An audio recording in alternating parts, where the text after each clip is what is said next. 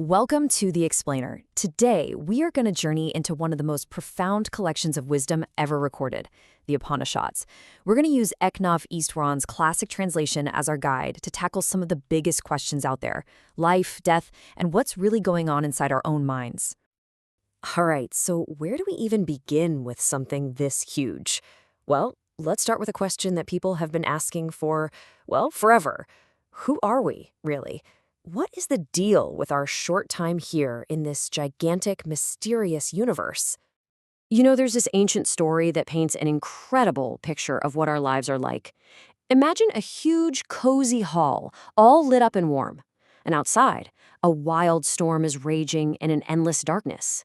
Suddenly, a tiny sparrow darts in from the storm, flits around in the light for just a moment, and then disappears right back into the darkness. The story says our lives are just like that, just a brief flash of light. And that analogy, it really makes you think, doesn't it? It puts a question to every single one of us. Are we cool with just staying inside that warm, familiar hall? The world we see and touch with our five senses. Or do we feel that pull, that deep curiosity to understand what's out there in the dark? Where do we come from? And where are we headed? Well, it turns out some people have dared to venture out into that storm. And guess what? They sent back messages. You can think of them like reports from the very first explorers, but they weren't charting oceans or continents. They were charting the vast, unknown territory of the human mind. In these messages, they're called the Upanishads. The word itself is pretty cool. It literally means sitting down near, and that just perfectly captures what they are. These really intimate teachings passed from a teacher who's seen the truth to a student who's ready to listen.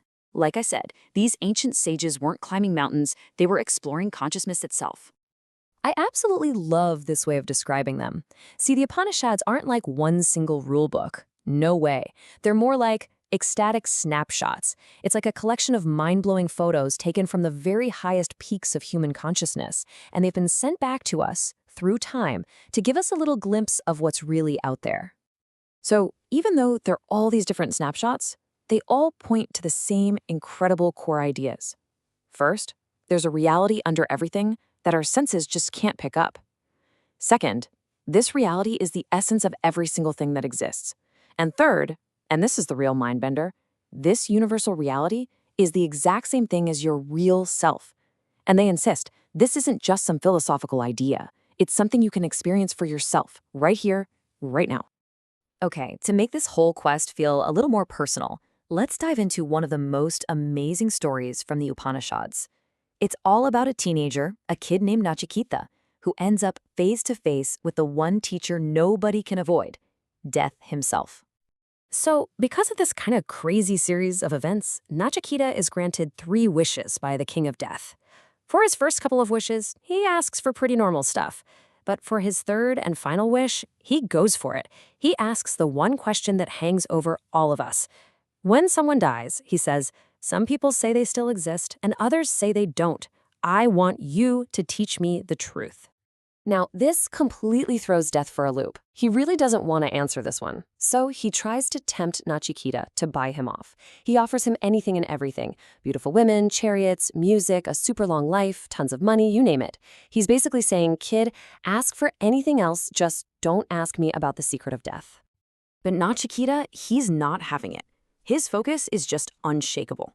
He tells Death, look, all those pleasures, they're gone by tomorrow. They just wear you out. Life is so short.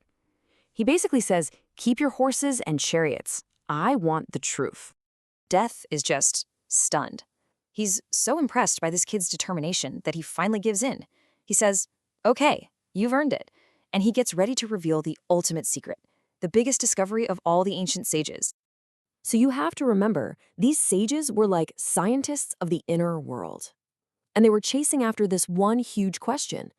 With all the crazy variety in the universe, stars, trees, animals, us, is there one single thing that connects it all? Is there one thing that, if you knew it, you'd understand the nature of everything else? And here it is, the answer they found. It's an equation so simple it's staggering. Atman equals Brahman. What does that mean? It means the self inside you is the same as the ultimate reality of the entire universe. This leads to probably the most famous phrase in all of the Upanishads, Tat Tvam Asi. 3 little words that mean, you are that. It's like the universe is pointing right at you and saying, yeah, you are it. This isn't just a nice, fuzzy idea. It's a direct challenge to the feeling we all have of being separate little individuals. It's saying that you, me, the person next to us, that tree outside, we're all made of the same fundamental stuff. So let's just break that down a little more. Atman, that's the self on the inside. It's the core of who you are, your pure consciousness. Then you have Brahman. That's the ultimate reality on the outside. It's the power that creates and sustains the entire universe. And the Upanishads make a radical claim.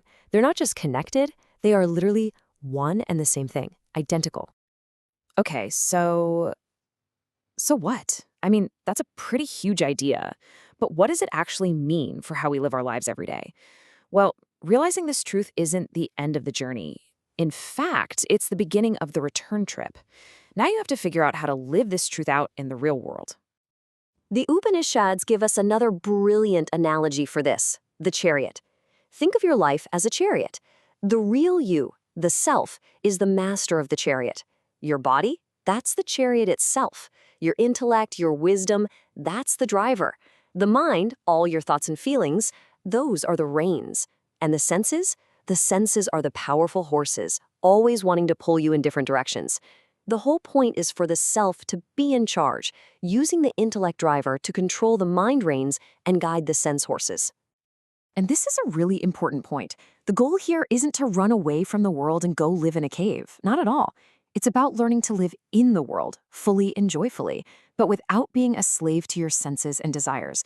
It's about being in control, living selflessly, and being truly free. And this brings us right back to Nachiketa's big question about death.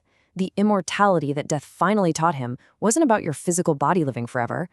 True immortality is realizing, waking up to, the part of you that was never born in the first place, and so can never, ever die. Your true self. And in the end, this is the great promise of the Upanishads. This freedom, this liberation, is possible for every single one of us. They say the path is about untying all the little knots that strangle our hearts. Knots of fear, of wanting this or that, of just not knowing who we are. When those knots are loosened, the mortal becomes immortal. It's as simple and as profound as that. So the question they leave us with is a personal one. What knots are tied around your heart? And are you ready to start untying them?